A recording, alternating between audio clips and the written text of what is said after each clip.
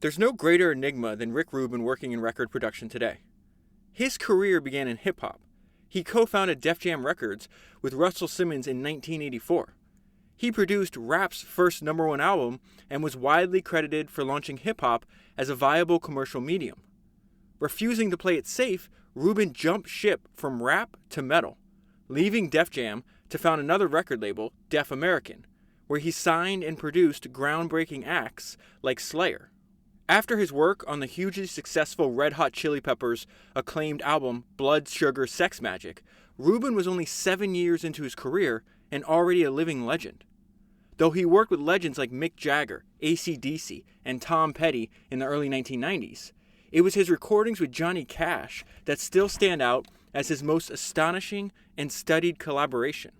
By the turn of the century, Rubin had invented, reinvented, or redefined so many musical genres that there was no way to categorize his style. Rolling Stones called him the most successful producer of any genre. But the praise and album sales didn't shake Rubin's focus as he dedicated himself to artist after artist.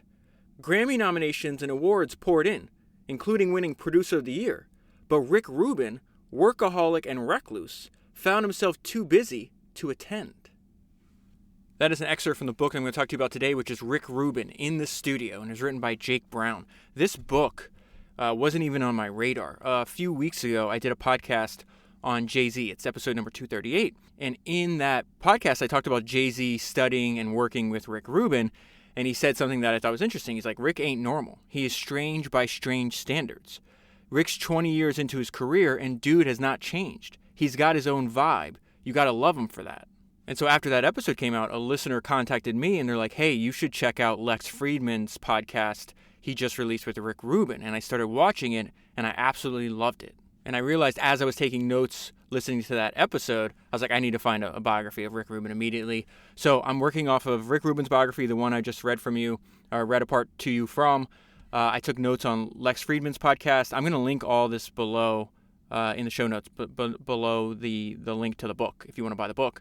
But I used Lex Fridman's podcast. I took notes on that. Peter Attia's podcast, which I'll link to. And then I watched a 4-part documentary on Rick Rubin's studio in Malibu. It's on Showtime. It's called Shangri-La. And then I also spent several hours listening to Rick's own podcast. I didn't even know he had a podcast, and it's actually really, really good. It's called Broken Record. And listening to him speak for so many hours actually enhanced my understanding and reading of his biography, because Rick, just like a ton of the other founders that you and I have studied in the podcast, they identify a handful of core beliefs that's really important to like their philosophy on work and life, and they repeat them over and over again. So I want to jump right into the book, and one of his core beliefs is in the beauty of simplicity. In fact, it's repeated so much. I had this idea of Da Vinci, if Leonardo da Vinci was able to speak to Rick Rubin and say and repeat one of his most famous quotes, which is simplicity is the ultimate sophistication, I think Rick would have smiled and nodded his head. And so we go to the first chapter. It's called Production by Reduction. This is one of my favorite ideas of Rick Rubin's. So it says, when Rick enters the studio, his goal is to record music in, quote, its most basic and purest form. No extra bells and whistles. All wheat, no chaff. And then that's what he says. When I started producing, minimalism was my thing.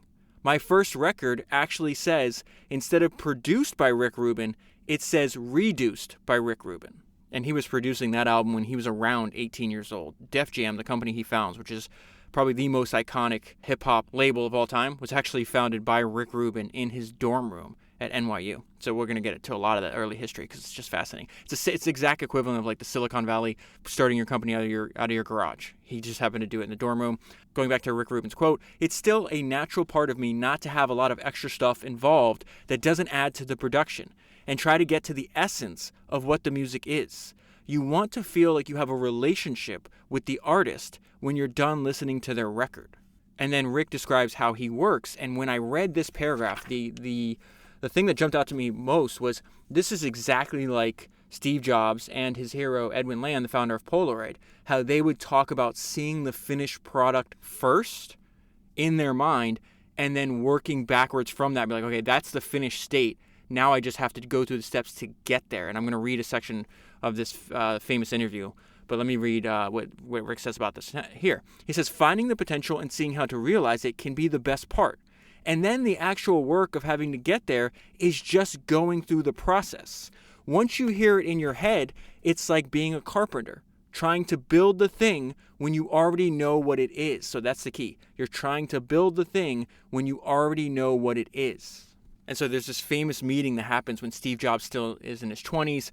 Edwin Land, I think, is in his 70s at this point. Steve Jobs borrowed a lot of ideas from other people. Obviously, he had like this deep historical knowledge, and he used that deep historical knowledge and influenced the work in building Apple and Pixar and everything else that he was involved in. But the one person he took the most ideas from was undoubtedly Edwin Land. And so let me read this excerpt from this meeting that they were having. And it says, Dr. Land was saying, I could see what the Polaroid camera should be. It was just as real to me as if it was sitting in front of me before I had ever built one. And Steve said, yes, that's exactly the way I saw the Macintosh. He said if I asked someone who had only used a personal calculator what a Macintosh should be like, they couldn't have told me. There was no way to do consumer research on it, so I had to go and create it and then show it to people and say, now what do you think? And then this next sentence I think is the most important part, and it really, from spending an unbelievable amount of hours, probably close to 40 hours studying Rick Rubin in the last couple of days, this gets to his essence. Both of them had this ability to not invent products, but to discover them. Both of them said these products have always existed. It's just that no one has ever seen them before. We were the ones who discovered them. The Polaroid camera always existed, and the Macintosh always existed. It is a matter of discovery. So back to the book. This is where Rick describes what exactly do you bring to, like, you're a producer, but he's not a technical producer. And really, when he describes the role that he plays with the bands and the artists and the rappers and the musicians that he works with, I'm like, oh, he's the founder. He's playing the role of the founder. Check this out. Listen to what he says, and I think it'll make sense to you. He says, it's almost more like I join a band when I produce a record, but I'm unlike all the other members of the band who each have their own personal agenda. The bass player is concerned about the bass part. Everyone else is concerned about their own part. I'm the only member of the band that doesn't care about any of those particulars. I just care that the whole thing is as good as it can be. My goal is to just get out of the way and let the people I'm working with be the best versions of themselves. And then Rick goes into the process of like, how do I choose who I'm going to work with? He's going to say something here that I found almost the identical thought when I read all of Warren Buffett's shareholder letters. I think it's Founders episode 88 if you haven't listened to that yet. But he says, I like so little in the first place, meaning so little music in the first place. Very few records come out that interest me at all. Very few bands do I ever see that interest me at all. I don't like anything that's mediocre. I like it when people take things to their limit. And so that line where he's like, there's very few records that are great, that are really interesting. So Warren Buffett was talking in the share letters was talking about the fact that him and Charlie Munger have spent decade after decade after decade of intense focus and studying of business, just like Rick Rubin has spent decade after decade of intense focus on music, right? So Rick Rubin starts his career in 18. He's turning 60 next year, or maybe this year. And he's still doing the same job. That's what made I'm interested in him in general, because there's so many people that I like, admire, and respect also like and admire and respect him. So I was like, okay, it's a clear no-brainer. I should study this guy. I can clearly learn something from him. But I'm obsessed, absolutely obsessed with people that do things for an extremely long time. How many people that you know have been working the same job or studying the same field, dedicating their life to the same thing for 41 years? That's also why Warren Buffett and Charlie Munger are so interesting to me. The fact is they're, 98. I think Charlie's 98 now, and I think Warren's something like 93 or 92, and they're still working on the same thing they've been interested in since they were, in Warren's case, a teenager. And so Warren writes, our major contribution to the operations of our subsidiaries, meaning the businesses that he owns, is applause. It's not the indiscriminate applause of a Pollyanna. That's like an old school word I had to look up. It's just like an excessively cheerful or optimistic person. So he's like, we're not just applauding because we're just excited or we're optimistic. Rather, it's informed applause. That was a really interesting phrase he chose there. Rather, it is the informed applause based upon the 2 long careers that we have spent intensively observing business performance and managerial behavior. And so Warren's saying, before I get to his punchline, he's saying, listen, me and Charlie have dedicated our lives to this. We've seen a ton of different businesses. The vast majority are mediocre. Just like Rick Rubin saying, the vast majority of anything is going to be mediocre. And so if Rick Rubin is admiring what you're doing, just like if Charlie Munger and Warren Buffett are admiring what you're doing, that there's like a added importance on their opinion, right? And this is why. Charlie and I have seen so much of the ordinary in business that we can truly appreciate a virtuoso performance. And if you work back from what he's saying, is most businesses are poorly run or are run in an average manner. Most managers, most CEOs are either poor at their job or average. So it pays to pay attention to the people that are putting on virtuoso performances. They know something that others don't. And then two more things from this section that you and I have talked about over and over again. Love what you do or find something else. Estee Lauder once said, love your career or find another. That's the perfect way to describe it. So he says the bottom line for Rubin to take on any projects is, I'm falling in love. When he feels like he's falling in love with the artist, with their work, he's like, okay, this is the person I want to work with. Think about the best products or services that you happen to use personally. They're undoubtedly can be traced back to somebody that gives a damn. They truly love what they do. And then he goes to, I feel like the entire on the In-N-Out, the podcast I did on the founder of In-N-Out Burger. I think like he just had essentially one thing he just repeats over and over again. It's like, I'm not sacrificing quality for anything. Not sacrificing for a partner, not sacrificing it for employees, anybody. I'm going to pray at the altar of quality above all. Rick Rubin says the same thing. I believe in the quality of content over everything else. This is also something he repeats over and over again in all the interviews I watch with him. So me and the artist, spend a great deal of time working on material long before we ever think about going into the recording studio. This is so, so important. I would summarize it in the maxim that I repeat to you over and over again. The public praises people for what they practice in private. The public praises people for what they practice in private. So before you hear this album where they go into the studio and they record, and in many cases I would go through, because the book goes through in order, like from the 80s, 90s, all the way up to 2000s. This book is still almost 15 years old, so it's missing out on like his latest stuff.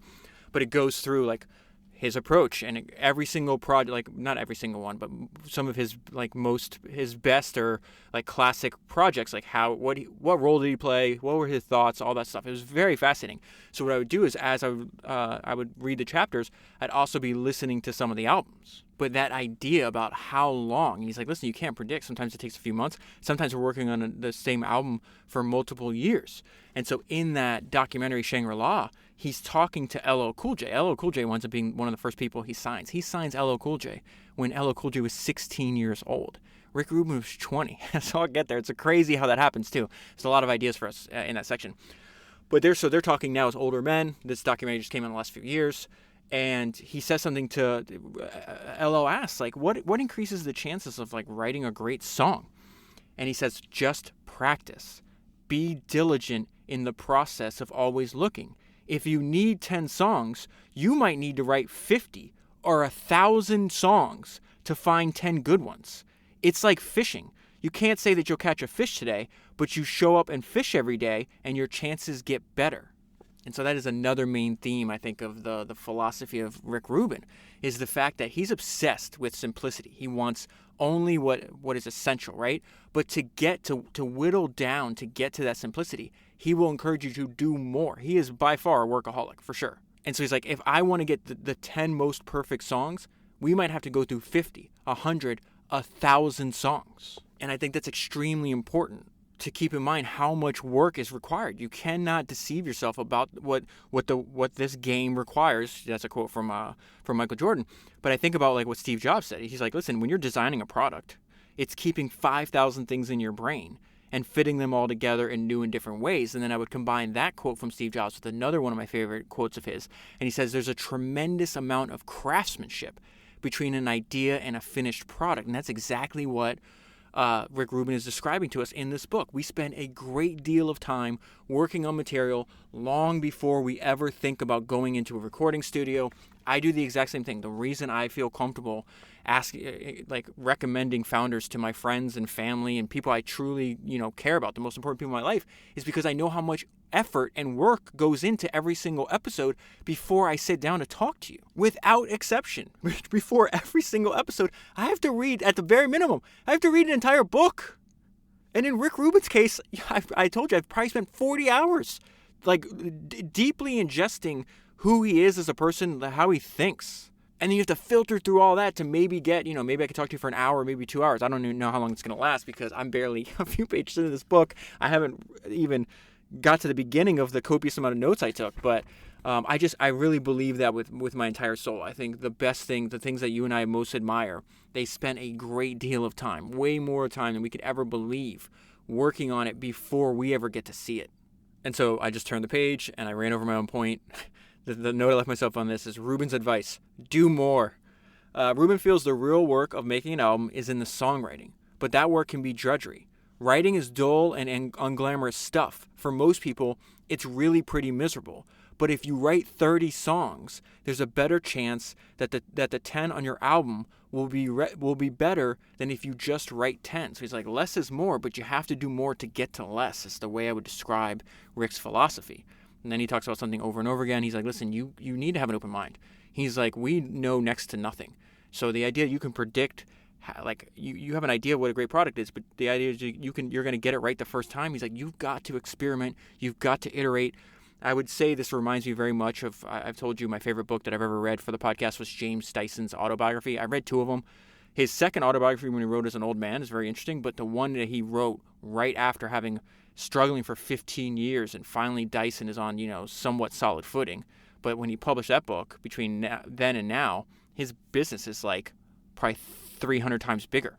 But that book is all about the struggle, the early days of that every single person that's trying to do something difficult, whether you're starting a company, trying to be a musician, whatever it is, you know that story. You've lived that story. And in that book, he just constantly talks about it. He's like, listen, man, just experiment. He calls it the Edisonian, from Thomas Edison, the Edisonian principle of designing a product. And I think Steve Jobs would agree with that too. Or not Steve Jobs. I think Rick Rubin would agree with that too, because listen to what he's about to say. This is one of the things we talk about at the beginning of a project. Let's try every idea and see where it takes us. Don't prejudge it. Sometimes it still comes up where someone in the band makes a suggestion and part of me says, that's a bad idea. Let's not waste time on that. And then I stop myself and think, let's try it. Let's experiment and see what it sounds like. And very often it sounds good. So think about the lesson behind with that simple paragraph, right? It's like you got to try it. There's so many times in my own experience where somebody says something like, oh, that's going to suck. And then we do it and it doesn't suck. So clearly the lesson is you got to experiment. Just don't prejudge it. Create a demo, create a prototype, put it out to some customers, whatever your process is, and then see what happens. This next sentence is really important. I double underlined it. Rubin's most valuable quality is his own confidence. The reason that's important is because you can transfer that feeling, that confidence that you have, to other people. So every day, my form of practice is I go back and I reread past highlights from all the books. And I have over 20,000 highlights, right? And one I just happened to be reading yesterday, which I had forgot because Steve Jobs, when he was young, one of his best friends had joined like this religious cult in San Francisco. Her name's Elizabeth. And part of the cult's rules were that you have to cut off everybody from your old life. And Steve Jobs just shows up at the cult house and he just completely rejected that. He's like, nope, she's coming with me and there's nothing you can do about it. And so they wind up traveling to this apple farm and they talk about the fact that Elizabeth was telling the story about Steve Jobs and she said something that was really fascinating. And she said he had the attitude that he could do anything and therefore so can you. And she talks about the fact that he helped her believe in herself. She didn't have the confidence. Obviously, if you're a really strong personality, probably not going to be joining some kind of religious cult. But the fact that he had this abundance of confidence, it's like, oh, I should have that self-confidence too. And I think Rick is really known for that because I listened to a lot of the people that he produced records for. And they said that. They're like, he brought out the best in me. He made me believe in myself. And in some cases, it's really crazy because people were super successful, like Johnny Cash said that, Neil Diamond, all these people that had remarkable careers, and maybe they struggled for a few years, and so their confidence was dented, which is shocking that Johnny Cash, right, one of the most legendary musicians to ever live, towards the end of his life, before he starts, I think he did the last 3 albums of his life he did with Rick Rubin, he was just like, oh, I didn't think I had it anymore. So let's go back to this. This goes back to Rubin's fanaticism with just stripping everything down to its essence. He loves minimalism, simplicity. A good test of a song's metal is stripping down to its basics. This is what he says. If a song is great on an acoustic guitar, you can make 100 different versions of that song, and it's going to still be great. Then he goes back to the importance of preparing before you show up, the importance of practice. He says, as detailed and lengthy as the pre-production process can be, Rubin's productions tend to be quite short on actual in-studio time. And this is what he says. I often make records faster than a lot of other people. It usually has to do with how prepared we are in advance. It's the pre-production time that really makes all the difference. Sometimes it's a couple of weeks, sometimes it's a few months, sometimes it's a year or two to get ready to go into the studio and cut the whole album in a week. My preference is always to get as much done before you go in to the studio as possible. More advice for artists that I think we can apply to whatever work that we're doing. You combine really high expectations with the belief that your life depends on this work. Rubin continues to rally his collaborators, asking them to set their expectations of themselves really high. If we're going to do this, let's aim for greatness. You have to believe what you are doing is the most important thing in the world. And so not only in this book, but also in a bunch of the conversations I heard him have, he talks about his role. He thinks almost like the role is like a coach or somewhat of like a teacher. And so this is a little bit about that. And he says, listen, a key part of my job is simply listening. A lot of artists really like having someone to bounce things off of because it's hard to truly know. This is very similar to what when I covered Charlie Munger's fantastic biography. Damn Right is the name of the book. It's episode 221. He said something in that book that I thought was really fantastic. He talks about the role he played with Warren Buffett. And he says, listen, everybody engaged in complicated work needs colleagues. Just the discipline of having to put your thoughts in order with somebody else is a very useful thing. So what the process Charlie's describing is the exact same process that Rick Rubin is describing that he has. Charlie has it with Warren Buffett and some of their business partners. Rick Rubin has it with the musicians that he's producing for. And then he continues describing his process of how he works. I'm going to read you a couple highlights from these 2 pages. The way I would summarize the section for my own thoughts was that your work is a reflection of you. And so it says, although he's a very private person, Rubin doesn't shy away from making his professional life very personal. I'm doing things that touch me personally, that I feel and I am moved by. Rubin is very clear on what his strengths and limitations are. I don't know how to work a board. I don't turn knobs. I have no technical ability whatsoever. My primary asset is I know when I like something or not. It always comes down to taste. I'm there for any key creative decision. He summed up the drive behind his life's work very simply. I'm just trying to make my favorite music. And so think about that line. I'm just trying to make my favorite music. On one of these podcasts I was listening to, he was asked, do you have any advice for young people? And he says, the only advice I have is to not listen to anyone and do what you love and make your favorite things. Be the audience. Be the audience. Make the thing for you, the audience. You can't make something great with someone else in mind. So then we're going to get into his early life. So he had 3 main loves that he discovered really early. His love of music, his love of magic, and his love of professional wrestling. All of those things. So he's got to pick one, right? He obviously chose music, but his love of magic and his love of professional wrestling, he uses those influences in his work. He did it from a very young age. He still continues to use it to this day.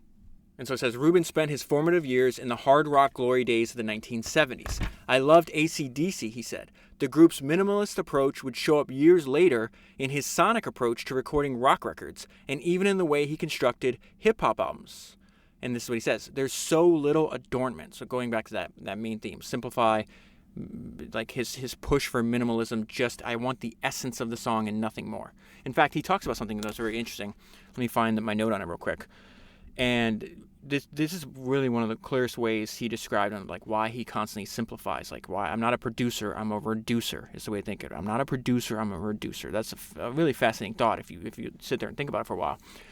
And so this is the reason he simplifies. He says, often when you're in the studio, there'll be an idea that we need to add layers to make the song seem bigger.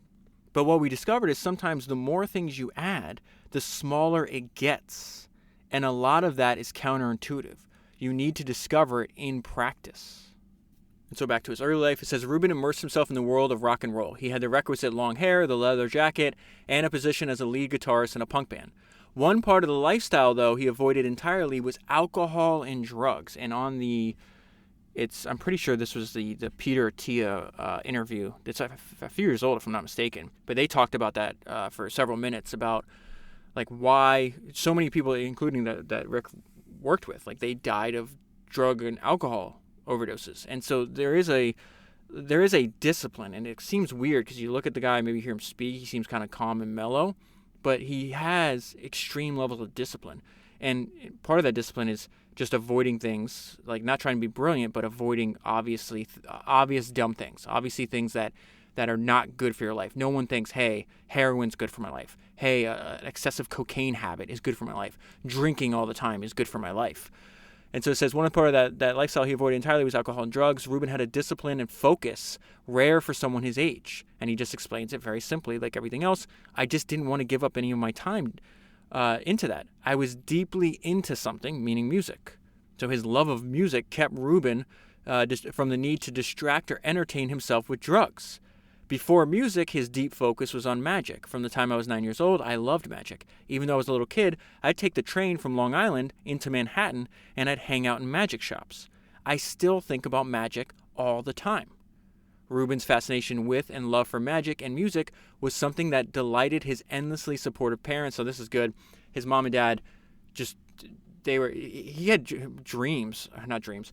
His idea is like, you can't make money in music. Like that was just gonna be a hobby. So originally he's like, I'll go to NYU, then I'll go to law school. And the idea is like, I'll just have a day job and then I'll make music as a hobby. And the day job just allows me to fund my hobby. And no matter what, like the fact that he told his parents he's gonna be an attorney, and he switches off. He's like, I'm going to be this music producer. I'm going to go to California. I'm going to do all these things. And his parents are like, okay, that sounds good to me. So it says his parents were endlessly supportive, who showed the same devotion to their son as he did to his passions. Rubin's mother would drive him to concerts in New York City, wait outside the venue until the show was over, no matter how late the hour, and then drive her son home for a few precious hours of sleep before waking him up for school the next day. And then his quote for his senior year, they say his graduation quote was pretty prophetic, and it gives you an idea of who this person is. I want to play loud, I want to be heard, and I want all to know I'm not one of the herd. And so now we get into the founding of his first company. This section, at the beginning of every section, there's like these quotes, this advice from Rick Rubin. This is the first one. The key to it is doing what you believe in, as opposed to what you think is going to work.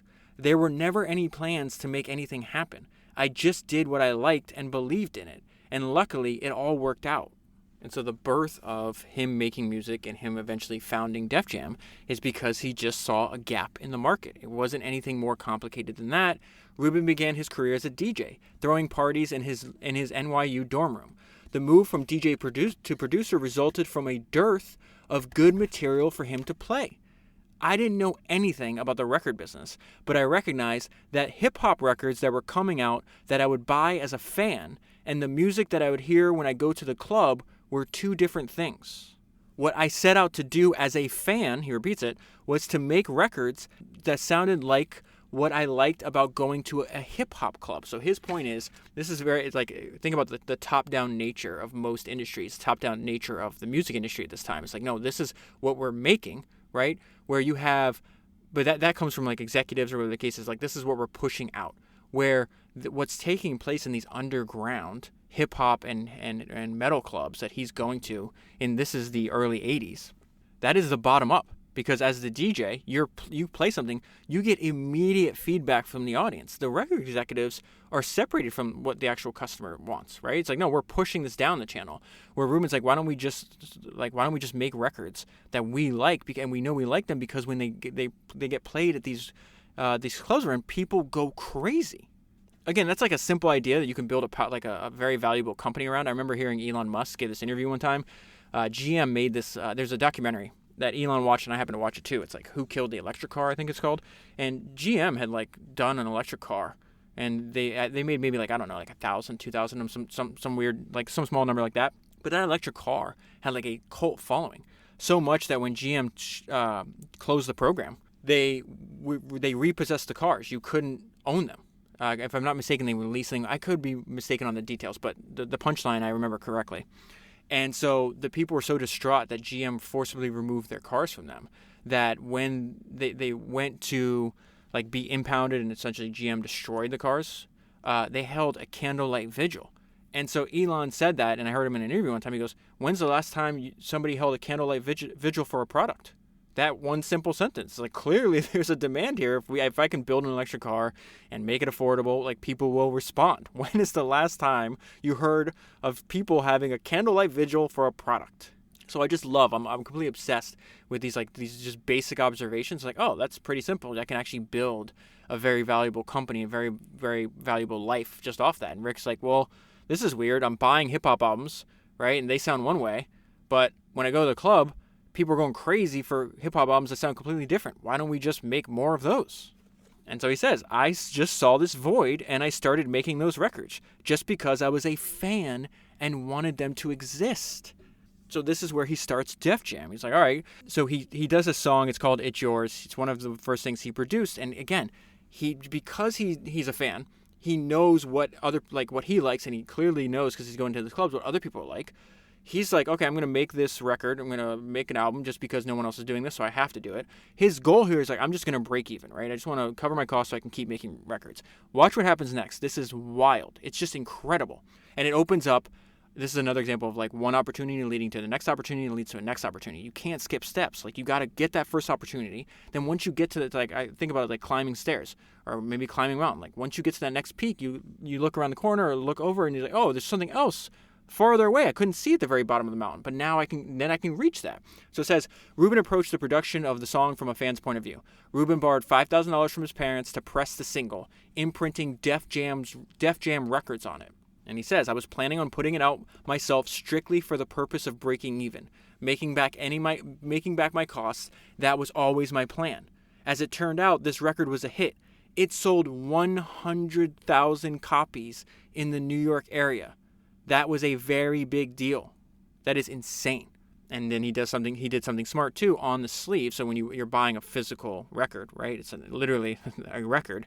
On the sleeve that the record comes in, he put Def Jam Recording and put his address. The address for Def Jam was his dorm room. And that's going to open up the next opportunity. The single sleeve listed Rubin's New York address, and that launched an onslaught of demos being mailed to him, which helped fuel the fires of Def Jam.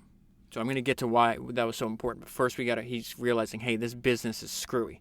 Despite the song's success, Rubin never made a dime on the record. So this is all coming full circle, because in that podcast I did on Jay-Z talks about, he's like, listen, man, I studied. The reason I came in the game independent, I own my own record label, which is extremely rare when Jay-Z did that in 96, because he studied the founding of Def Jam, and he learned from it. He read that book, I think it's called Hitman, and it talks about all the people that were making the music and putting the music out and doing all the work. None of those guys got paid. It was all the record executives and the CEOs that came through. And, this is a tale as old as time. This is where we are in the story. So essentially, like, we're living through right now what Jay-Z is going to learn from 10 years later. So it says, enter Russell Simmons. So this is going to be Rick Rubin's co-founder. This is also going to be the guy, Russell Simmons, that Jay-Z talked about. He's like, he was an informal mentor for me. I go to meet with him when we're getting signed to Def Jam. I'm sitting across the table from him. He's like, I don't want to be your artist. I want to be you. I want to be that hip-hop mogul. There was no such thing as a hip-hop mogul until Russell Simmons appeared. He was the very first hip-hop mogul. So it says, enter Russell Simmons. On the recommendation of some other record owner, record label owner is the one that's going to introduce Rick Rubin and Russell Simmons. And the reason that Rick wanted to meet with him, because that guy said of Simmons, no one promotes rap records better. Rubin felt that while most of the rap records at the time weren't any good, see that same thing pops up, a lot of stuff out there is mediocre. So I'm thinking, hey, most of the rap records aren't very good. The ones that were good always had Russell Simmons' name on them. So he's the manager of the best rap acts around, in Rubin's opinion at the time. That partnership would revolutionize hip-hop began with a simple meeting. They meet at a party, and Russell's talking about, hey, that album you just produced, the one you sold 100,000 copies, I said, I love it. He said it was his favorite record, and he was excited to meet me, and he couldn't believe that I was white. There was nobody white doing anything in hip-hop. And here it was his favorite hip-hop record made by a white guy. I was really excited to meet him. He was already a mogul of rap music, even though there was no business. It was just a small underground scene. The two became fast friends. We did everything together. We would be together in the studio every night. Rubin and Simmons shared a love of hip-hop, a vision of where they felt it should head, both musically and commercially.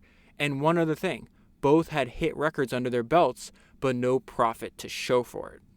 And so they both arrive at the conclusion, like, this is dumb. These people aren't paying us, so let's just do it ourselves. And so it says Def Jam was set up to overcome business obstacles. Instead of going to somebody and asking them to, this is Rubin talking, instead of going to somebody and asking them to do things that needed to get done and not getting them done, it's just easier if we take on the responsibility. It wasn't going to get done unless we did it. And then he adds a lot of context here. Actually, I jumped ahead. Give me 1 second. So Rubin needed an artist to launch Def Jam, the hip-hop version of Def Jam, right? The one he's doing with Russell Simmons. And the reason I said it's the importance of stacking one opportunity on another is if he'd never had that hit single and if he never put his address on it, he would have never met LL Cool J. So that's one opportunity he had to get to before he got to his next opportunity. This is the next opportunity. Rubin had just the right artist to launch the new formalized partnership, a young rapper whose demo was one of the hundreds that had been sent to his dorm room. LL Cool J, who is 16 years old at this time, and Rubin's giving us context of just he's in the very early days of what is now a gigantic industry. The hip-hop industry is massive. He says there were no stars in rap music. It was really just a work of passion. Everyone who was doing it because they loved it, not because anyone thought it was a career. We didn't even think about having a hit single. We just tried to do something we liked. There's that how many times has he repeated that? We're not even 1/4 of the way in the book. And he said, I just did something I loved, just try to focus, I'm the first listener, I'm the first customer. We just try to do something we liked. There was no expectations whatsoever. The only hope was that we would sell enough records to make enough money to make another record. So the partnership between Rick Rubin and Russell Simmons is only going to last for a few years. But while they were together, they were well matched because it's really important to find a partner that has the skills you lack. So Rubin is going to be in the studio with the artist making the records, and then Simmons is going to be the one promoting them. And he was both of them were really gifted at their respective strengths, right? So it says Rubin would then pass the baton to Simmons, whose promotional expertise pushed the fresh new sound of the music onto the airwaves of local hip-hop stations and into the city's hip-hop clubs. Simmons had a talent in old-school hustling. So they wound up selling so many of these singles that CBS Records gets their attention, and they offer a development deal with a $600,000 advance, which was more money than they could even imagine at the time. And so it says time would prove this deal to be merely a foot in the door that they would kick open a year later, but for 20-year-old Rick Rubin, it was a major milestone. I sent a Xerox of the check to my parents. That's when this stopped being a hobby.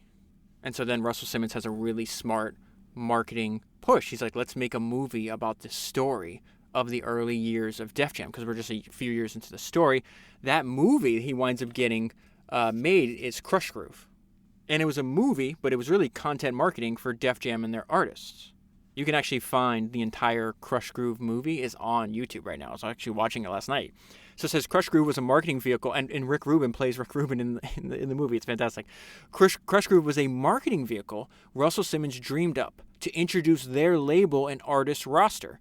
So it introduced the world to people like Fat Boys, LL Cool J, the Beastie Boys, and Run DMC. And the reason I'm bringing this to your attention is the next sentence that I double underline that I think is extremely important for all founders or anybody trying to get attention to their work, right?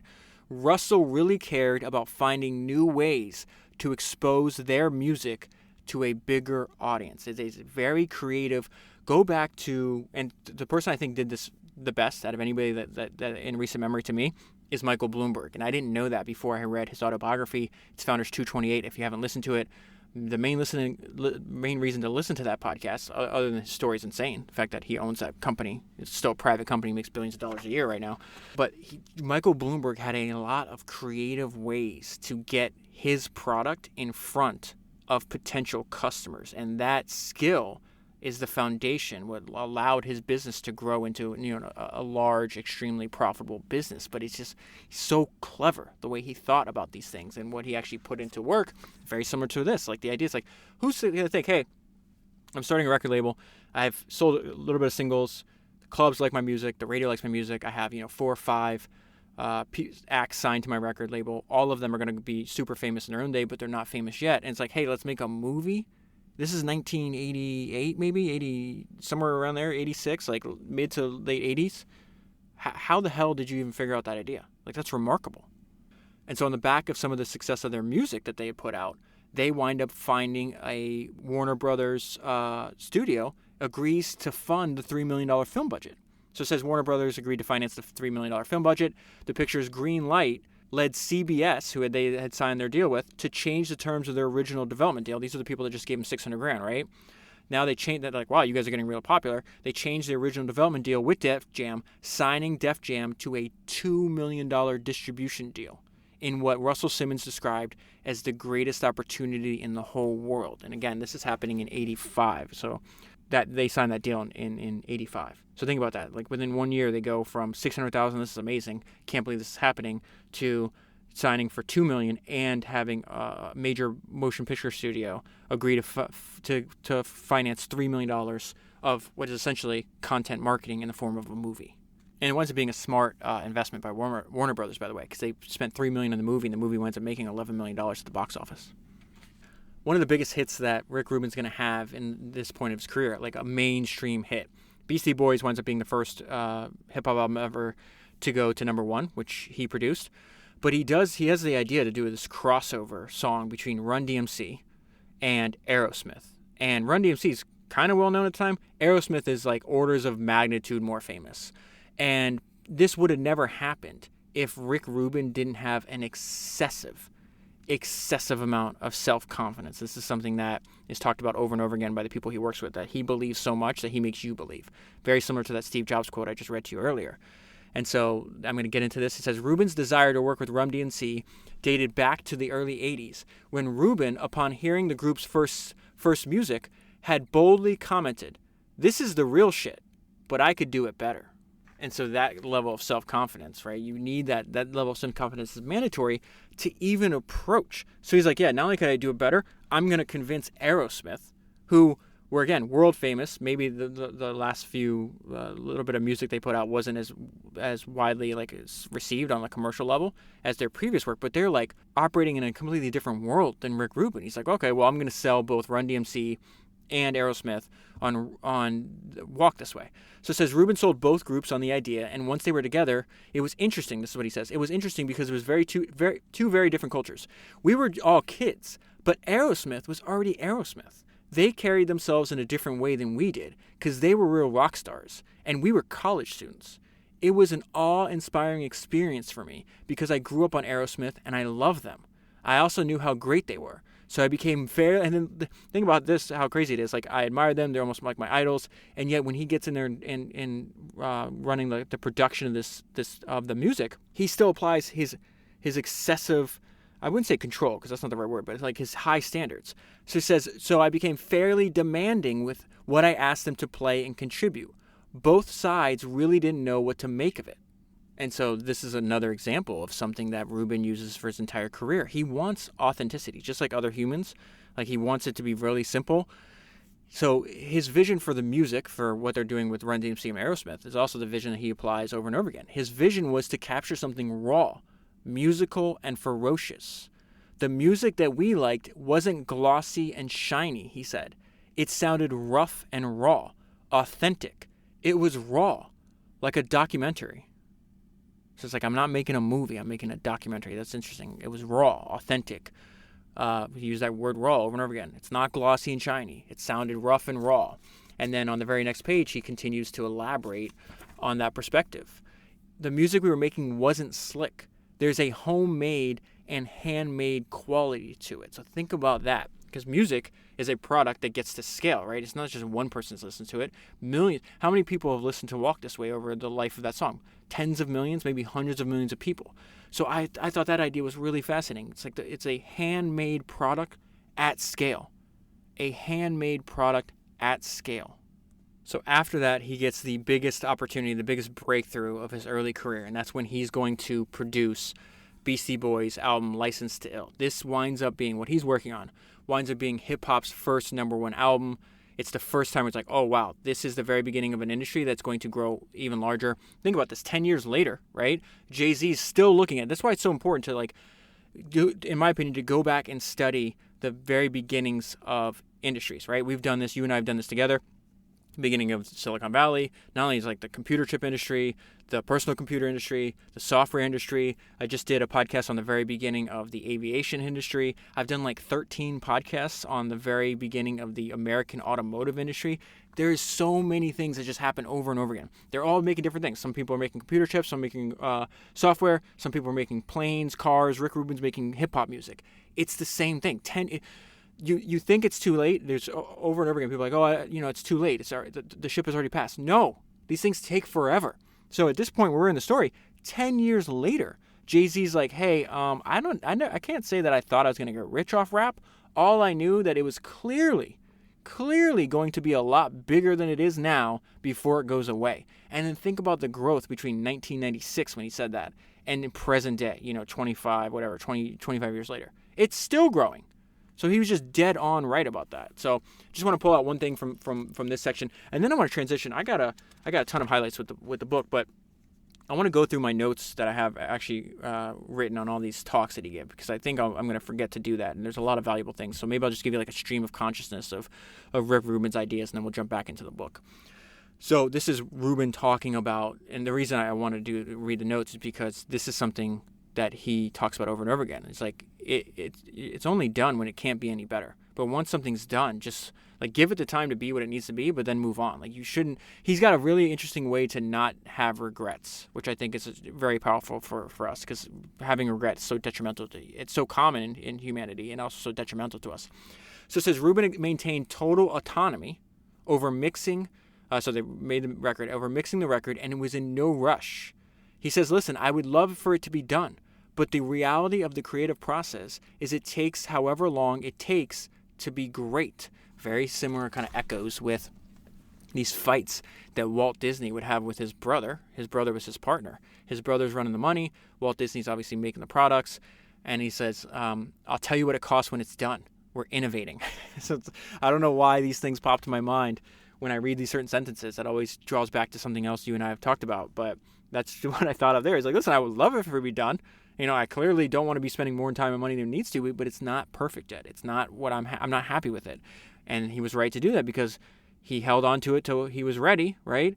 And then he releases it, and it just opens up opportunity for literally millions of people in the future.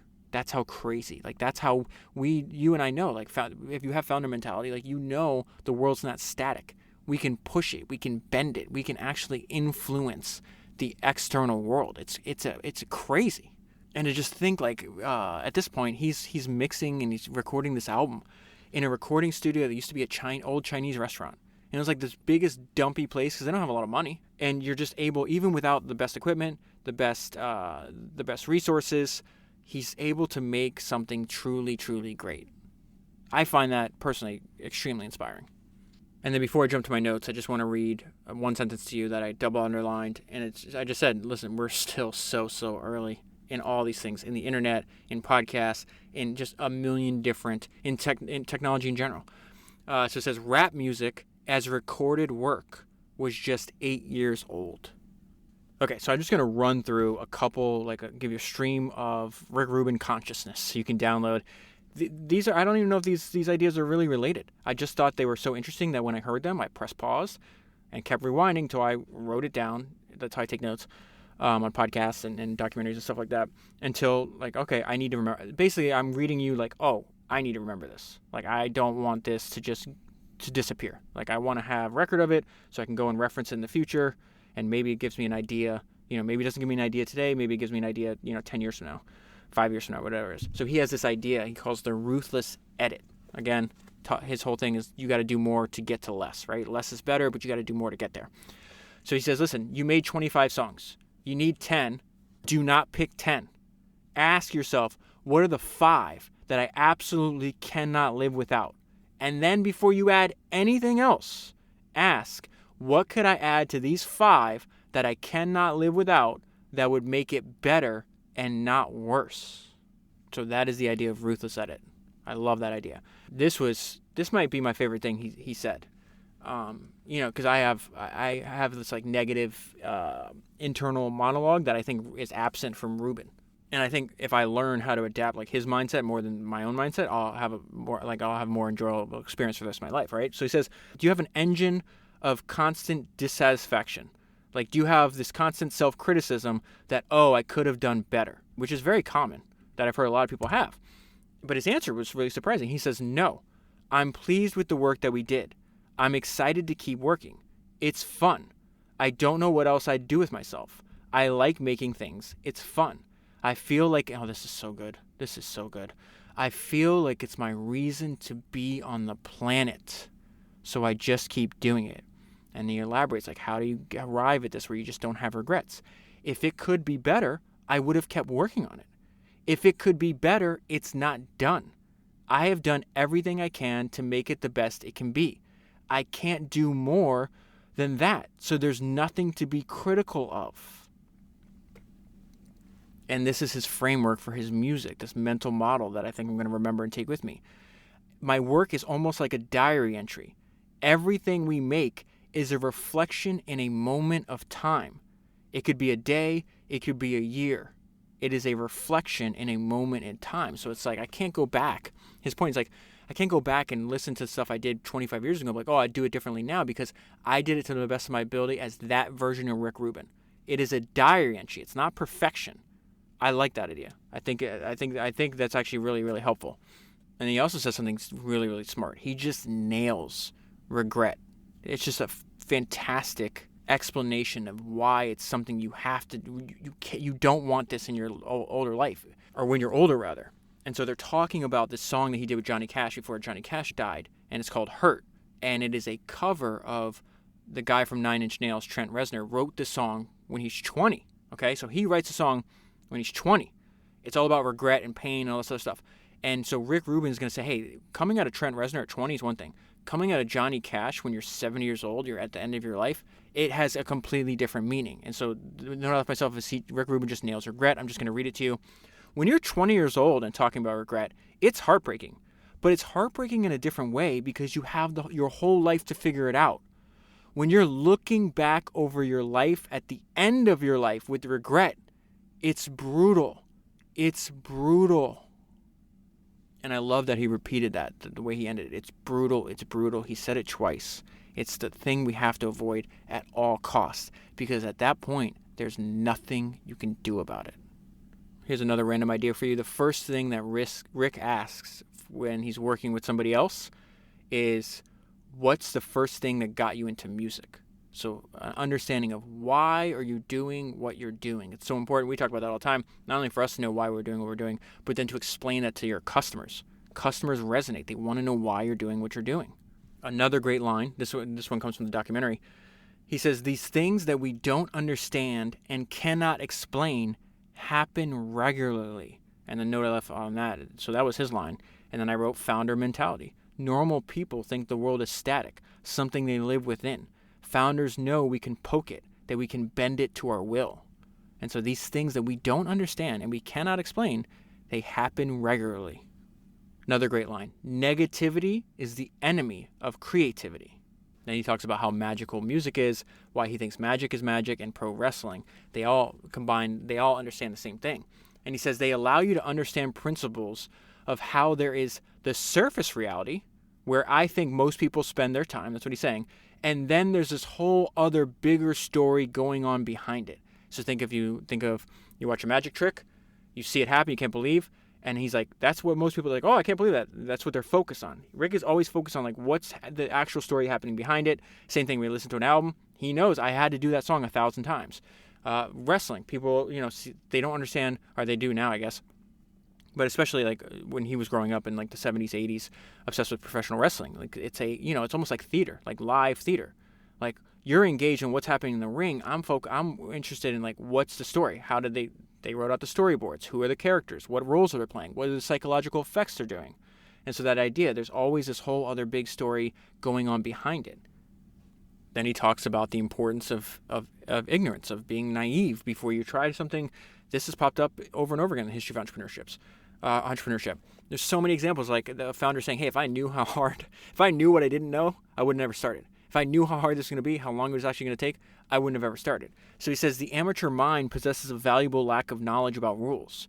When matched with passion and gumption, gravity ceases to exist and new things take flight.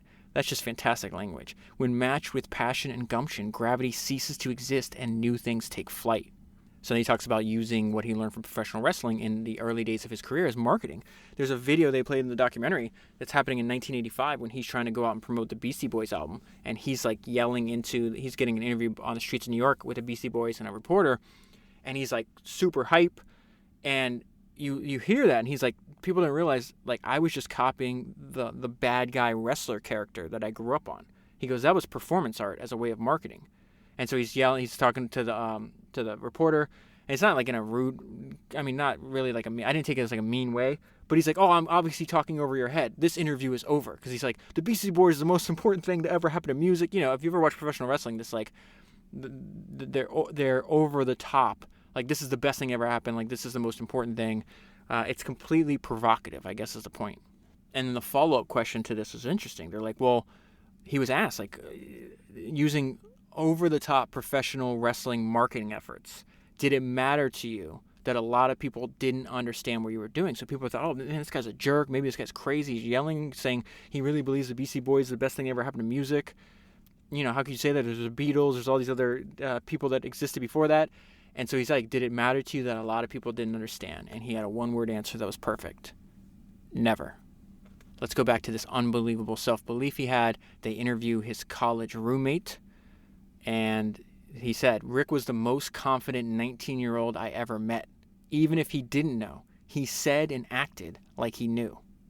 Another thing I love from the documentary, he has, I mean, this shouldn't be a surprise to you and I at this point, but he has extensive historical knowledge about his industry. So in the documentary, it shows us like this beautiful library, like this 2-story library he has in his studio.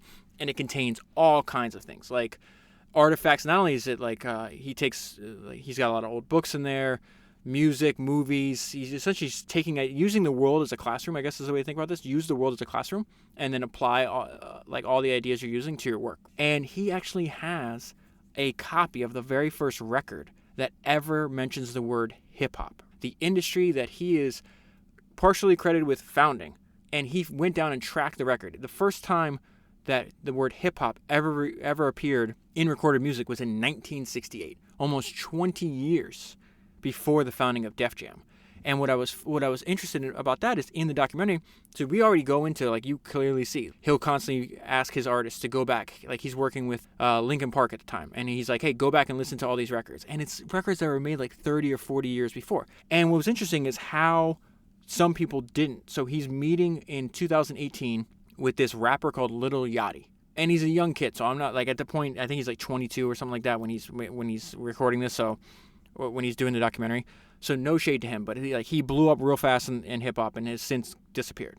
And it shouldn't exactly be surprising that he disappeared, because this is what he says in the documentary. I don't know nothing about the history of rap. I was born in 1997. Why do I need to know about what somebody else did? Why do I need to go research somebody else? And so this idea of just like it's normal for humans to fail to learn the lessons of history. That's why people that study history, that make it a part of their lives for the rest of their lives, just have a massive advantage. This is a very old idea. Cicero said this over 2,000 years, almost 2,000 years ago. To be ignorant of what occurred before you were born is to remain always a child. Lil Yachty had remained a child, and his career has suffered as a result. Going back to great ideas that Rick Rubin said, he says, all the most interesting things happen when you are making stuff no one else is making. A few more great quotes from this documentary.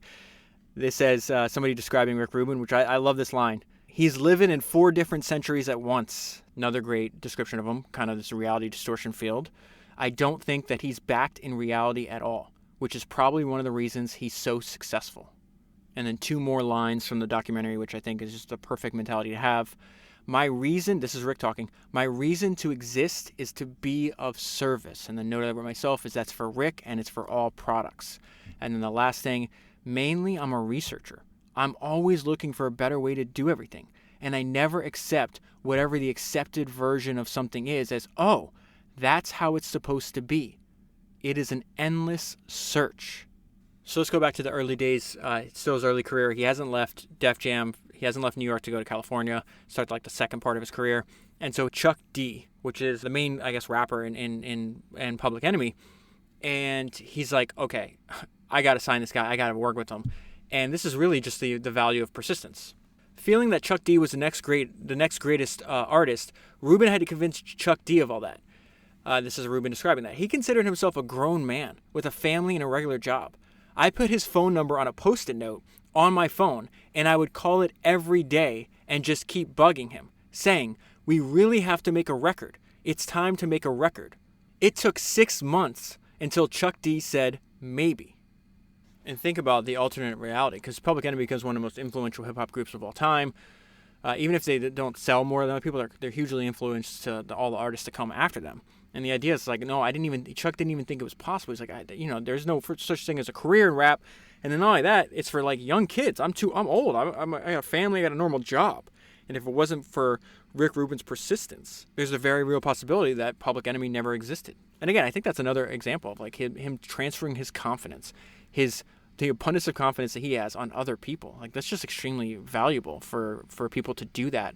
It's almost like a version like an act of service. It's like, I believe in you so much, I'm going to make you believe in you. So at this point, he gets interested in saying, hey, I want to also produce a lot of rock records. This is going to cause a like the split of Def Jam. But before I get there, it goes back to his obsession with simplicity. He says, it doesn't matter who I'm working with, I apply the same basic formula. Keep it sparse. Strip down the sound to something straightforward but powerful. And so this move by Rubin to go more into rock is actually going to cause a rift. And I wrote, this didn't take long because you figure their partnership only lasted, 3-4 years? If that. So it says this shift was an indication of the growing distance between the partners of Rubin and Russell Simmons. And so what he's about to do here, by instinct, is something that is mentioned a lot of times by people that admire him. They're like, he had the money, the fame, and the success of Def Jam. Who, at almost the peak of their popularity, says, nope, you're causing me to compromise what I want to make, so I'll just leave it all. And so he leaves Def Jam. Russell still runs it. And so they wind up having a meeting. Rick says he can still remember where they went and having this conversation even many decades later. And he says, he asked Russell, do you want to leave? And he said, no. And I said, okay, fine, I'll leave. Rubin said, if I would have stayed, it would have been completely different. I don't know if it would have been the same successful thing that it is. The reason I left Def Jam had to do with mine and Russell's vision of our company growing apart. Rubin said that he and Simmons had been stepping on each other's toes a lot and kind of growing apart creatively. They weren't communicating. I felt like my vision was being compromised, and I'm sure he felt like his was too. Reflecting on his time with Def Jam and the label's influence on the hip-hop scene, Rubin said, it really was a wave. We just happened to be in a good spot on the wave. The wave was coming. And that was really interesting because the way he said, he's like, listen, I was just the right person, the right set of skills, the right point in history, but that wave was going to happen with or without me. And that's exactly what convinced Paul Allen and Bill Gates to stop focusing on school and going all in on Microsoft. And so there's this fantastic paragraph that's in the biography of Bill Gates called Hard Drive. That's episode 140 if you haven't heard it. It's really one of the amazing, actually, books. But it says, Gates and Allen were convinced that the computer industry was about to reach critical mass, and when it exploded, it would usher in a technological revolution of astounding magnitude.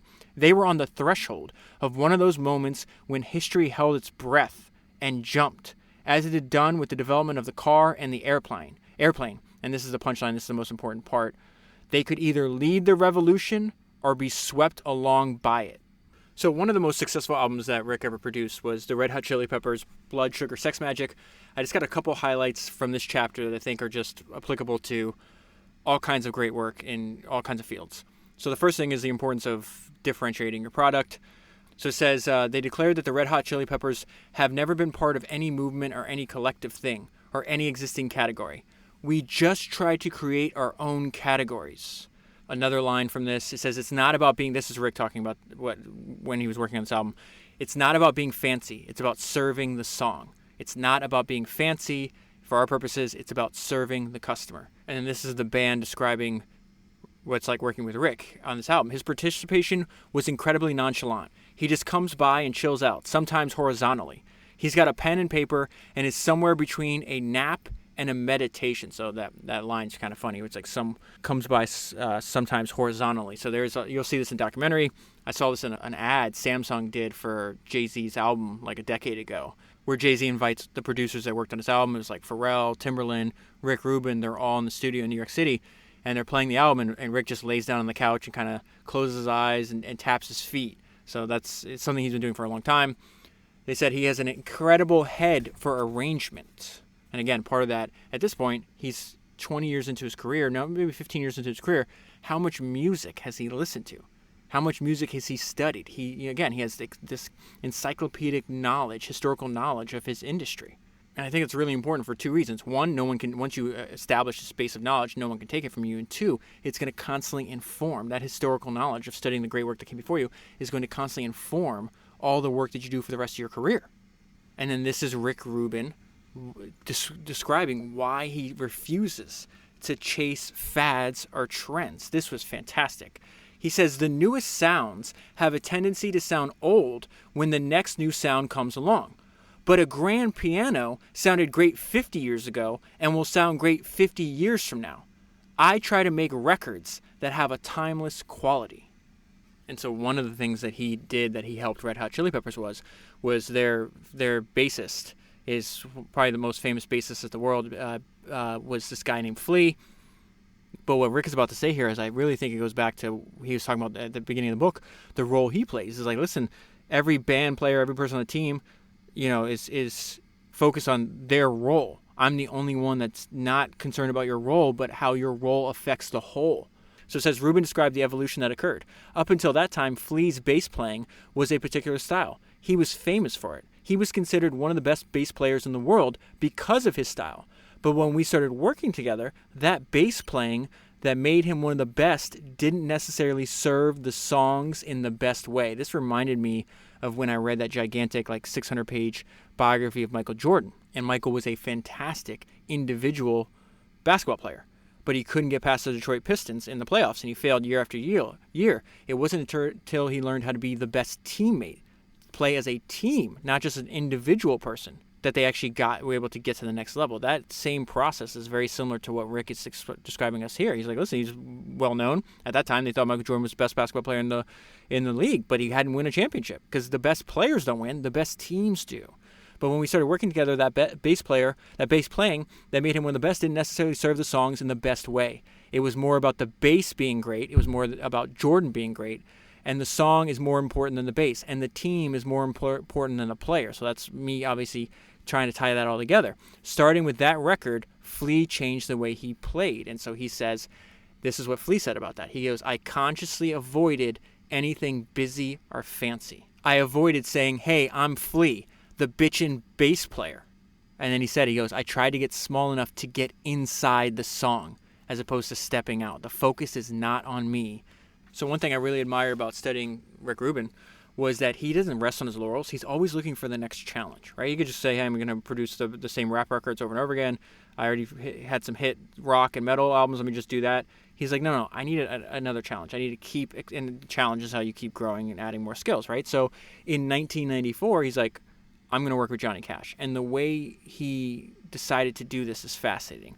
So since in 1994, Rick Rubin was focused on a great challenge, resurrecting the career of country music legend Johnny Cash. With Rubin's trademark production by reduction approach, the albums would bring the legendary Johnny Cash his first platinum success in years and showcased a more raw side to him. Rubin explained how he came to work with Johnny. He says it seemed like it would be a fun challenge to work with an established artist, but I wasn't interested in working with a legend at the top of their game. I'd been thinking about who was really great, but not currently making really great records. What great artists are not in a great place right now? So Johnny and Rick meet, and Rick tells Johnny his blueprint. Rubin had a real simple plan. Wherever the magic is, we will follow it. And so this is the first of their hit albums together. It says it was recorded in Rick Rubin's living room. Cash recalled there was no echo, no slapback, no overdubbing, no mixing. It just goes back to the production by reduction, right? No overdubbing, no mixing, just me playing my guitar and singing. I didn't even use a pick. Every guitar note on the album came from my thumb. And this is just great. I just love that this happened. So it says, we had nothing to lose and everything to gain. Or excuse me, Johnny Cash had nothing to lose and everything to gain in wearing his heart on his sleeve.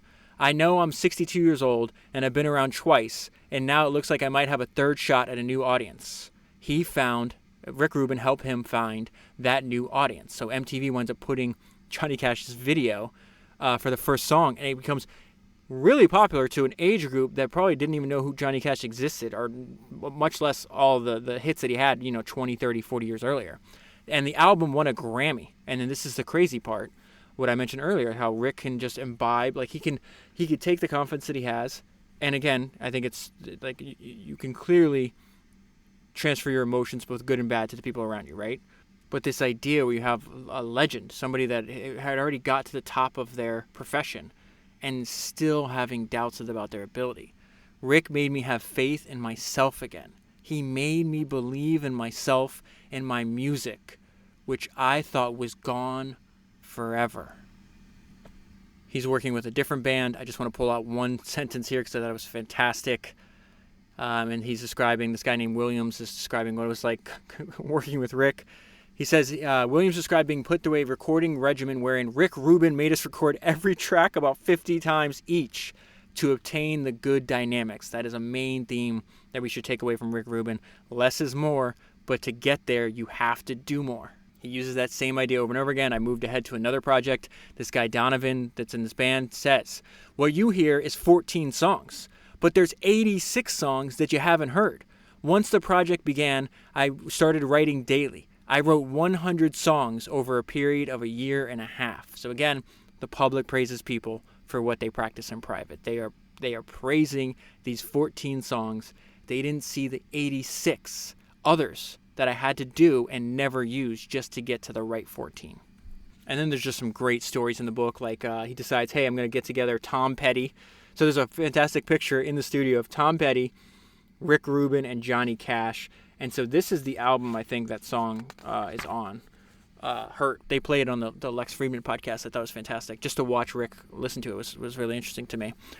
So it sounded very different. And, Johnny's known as a country music legend.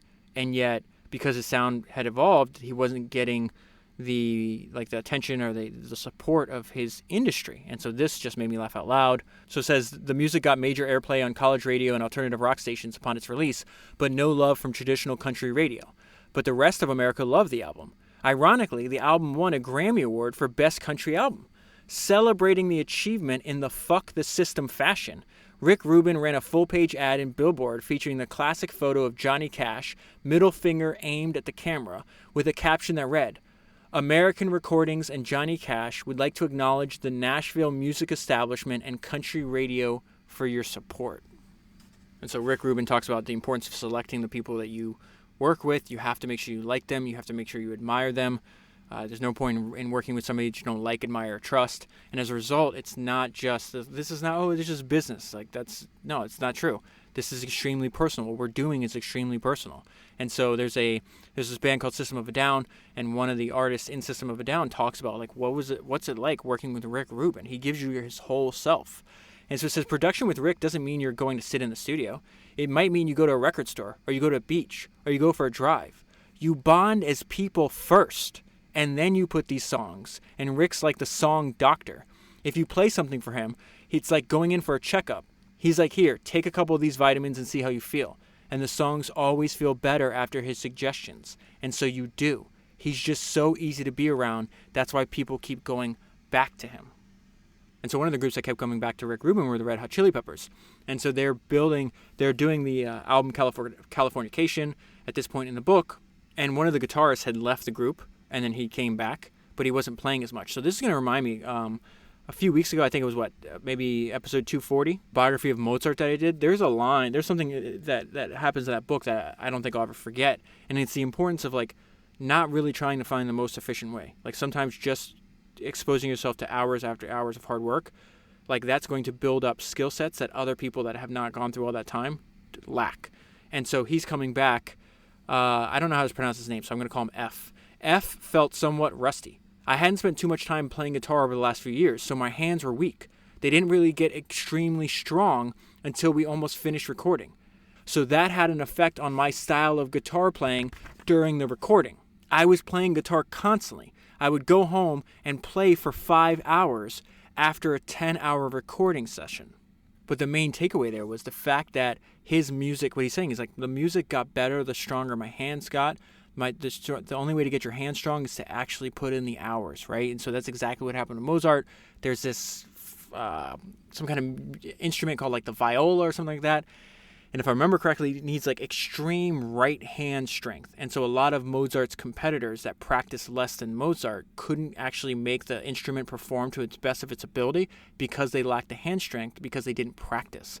Mozart practiced, Mozart had the hand strength. Mozart then applies that talent that the people that don't practice lack, and he's able to get magic out of an instrument that his competitors did not. And then in just a few sentences, I really feel we get like this kind of blueprint that Rick Rubin, like the blueprint of how Rick Rubin works, and that we can then apply to so many other things. And there's 4 things I picked out. This is how Rick Rubin works. Number 1, he works on one thing at a time. Number 2, he gives it his undivided attention.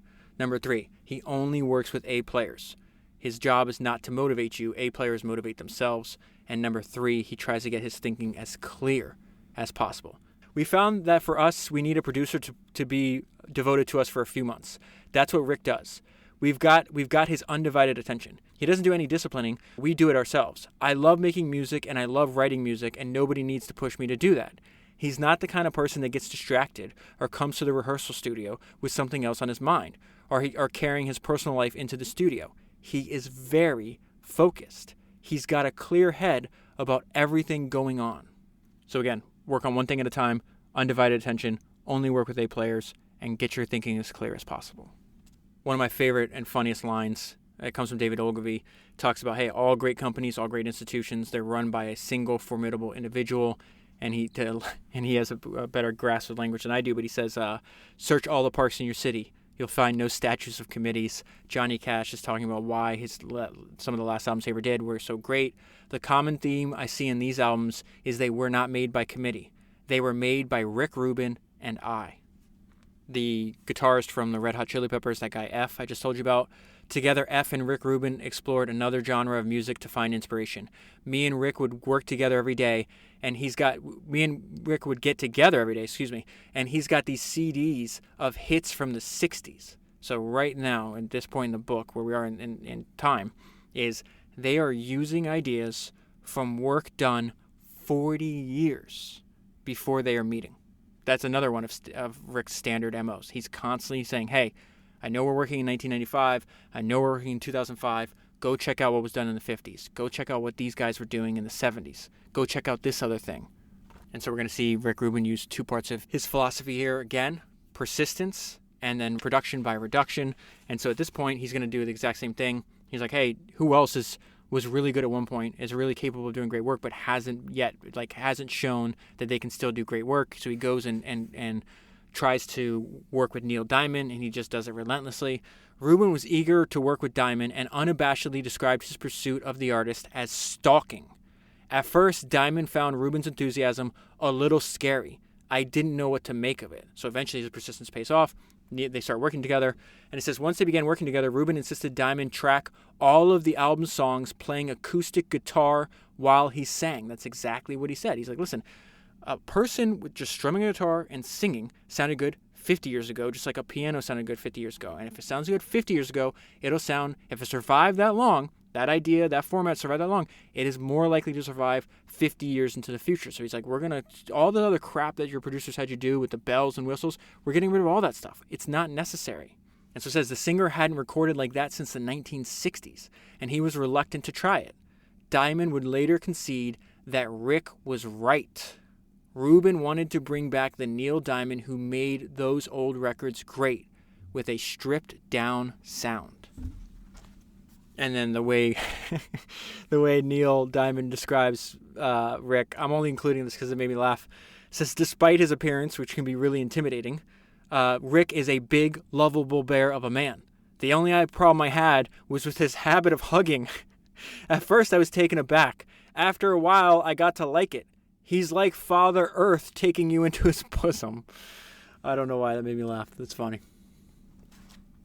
And then towards the end of the book, I just realized as I'm reading this, I was like, oh, he's developed a very personal business philosophy. Rubin wanted freedom and not to have to punch a clock or work in a traditional corporate way. Rubin has always kept a full vision of a project in mind as part of his work. He thought about the artwork, the marketing, videos, brand building, and so on. The panicked music industry may be focused on how to sell music, but Rick Rubin has always been focused on making great music first. He is driven by what is really great. He's very hard to please. Having someone around you like that makes you want to bring something in that's fantastic and not just mediocre. And the effect of this very personal business philosophy is summarized here. Rubin attributes his success to very simple core principles. Try to understand culture as well as music. Surround yourself with people interested in music for the right reasons, and be true to the things that you love. His great love and fandom for music has led to honesty and purity in his work. His impact has been felt by a generation of music fans who would credit Rubin with producing the soundtrack to their lifetime. And that is where I'll leave it. I absolutely love this book. I loved going deep on Rick Rubin, the mind and the philosophy of Rick Rubin this week. I'll leave a link down below if you want to buy the book. It supports the podcast at the same time. I'll also link to the other sources that I used and took notes on. And if you really love Founders and you want to give the gift of Founders to somebody else, I'll leave a link below and you can give a gift subscription to a friend, family, coworker, whoever you want to. That is 255 books down, 1,000 to go, and I'll talk to you again soon.